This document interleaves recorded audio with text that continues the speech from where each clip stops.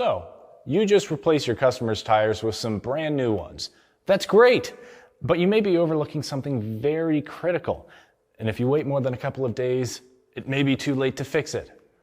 While it may be unconventional, there is a step that many tire dealers may skip following tire installation or repair.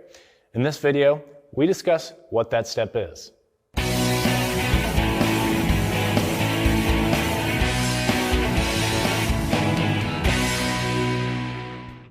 Lug nuts play a vital role in keeping the wheel securely attached to the hub. However, lug nuts can't perform like they are supposed to without having the correct amount of torque applied. Torque is the measurement of the twisting force that's applied to a lug nut.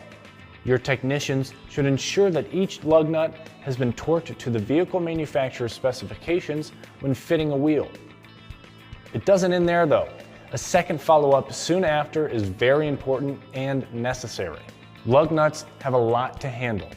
Keep in mind the stress put on them by vehicle weight, rotational driving effects, weather, and bumps in the road. Because of these stresses, your customers should come back to get their lug nuts retorqued a couple of days after fitting. Let me explain a little further why this is helpful.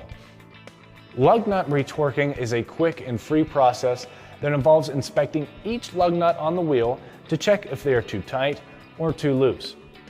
If too tight, the lug nuts can cause severe problems like stripping the fastener threads or stretching the wheel studs.